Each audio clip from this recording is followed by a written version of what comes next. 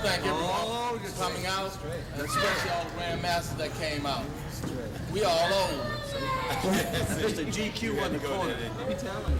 Yeah, yo, yeah, come on, yeah, it's a game of death, yo, yeah, come on, yeah, it's a game of death, yeah, it's a game, yo, yeah, it's a game of death, yo, yeah,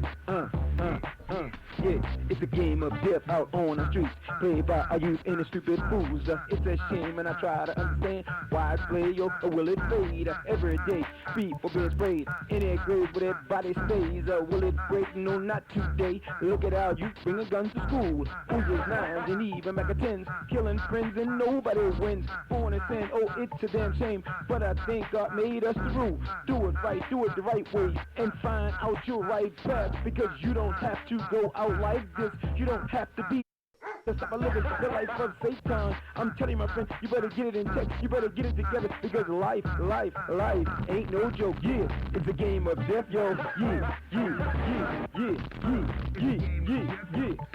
It's a game, yeah. It's a game of death, yo. It's a game, yeah. It's a game of death, yo. And it goes a little something like this. So you blame and jail all I used to day, saying they're the ones that destroying the world, but you made the game, you paved the way. Now think of saying, yo, and be a man. You're their heroes, but you treat them like a zeros. Now they're lost, just lost in your cause. Oh my God, he won't help them out in his hell while you've rebelled. You can't lost control, but it's your day, your judgment day, and God will make a way, and God will take you out. I'm telling you, it's a game of death. My name is Robert E. Bell Jr. I'm Grandmaster and CEO of Noble House. My son grew up with me from birth. I was a single parent. I raised him all the way up till he was 36. We did a lot of great things together. Traveled when martial arts was really not blooming. We were back in the day, back in '69. So we were having a great time. He took sick. Losing him was the biggest thing that has ever happened to me. He passed away 2 years ago. I miss him every day. I think about him every day. This tournament is just to honor him and keep him in good spirits of what I did, and hope he know how much I loved him. And trying to hold on to everything that we had, even though he's gone to a better place, and God knows what's best. So I appreciate everyone coming out. I appreciate Master Bam taking a new one. It makes me remember how it was when I had my brand new one. Always stay family, and we'll always be brotherhood. Never lose contact with your children, because it's very hard to accept the wrongdoings they may choose or the way they may choose to go, but they're still your children. I have a concept that you always love your kids, but you don't have to like them for what they do. You love them, you teach them right. Being in the martial arts, it's kind of hard to accept things that are wrong.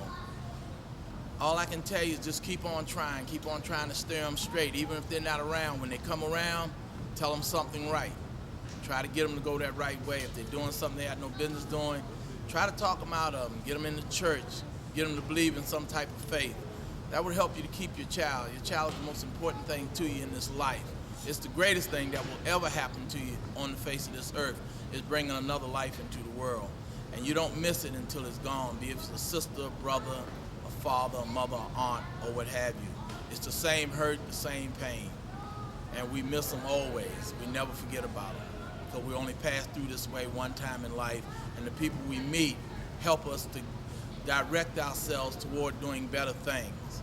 And that's what I'm hoping, that this will help any parent that see it and so forth, that it will help them to understand that we are our children's parents. We don't get a second chance. We have to do what's right the first time around. I think you have to kind of open your mind and pick out the good from the bad. Hip-hop, all hip-hop is not bad. Everybody's not focused into hip-hop, and some people are. Some young people, that's their time. This is the era of 2000. So there's a lot of changes with our young people, and hip-hop is one of it. But if hip-hop brings them together, where they get away from the violence and the drugs and killing and the wrong things they do, then we have to kind of support them to keep them off the street. There are clubs that are involving new things. Gospel is into gospel hip-hop. You know, you hear R&B now, and it's got a rap to it, you know.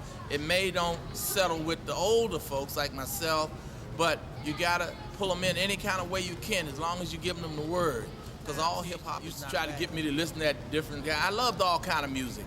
I guess hip-hop kind of turned me off when they disrespect our ladies and women in general, period. I don't care white, black, green, or gray.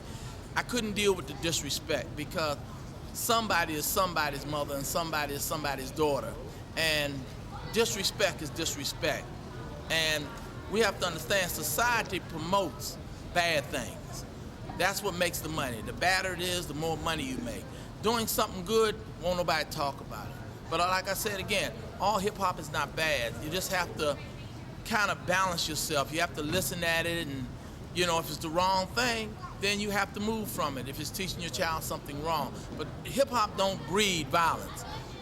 Only the ones that's talking, killing and murder and things of that nature breed violence. I know a lot of hip hop guys that are out here doing shows and so forth and dancing and on Broadway and so forth, and hey, they ain't doing no violence. So it's not a bad thing. It's just that some of us are stuck in our time and we don't want to change it because, you know, we want them to grow like we did, you know.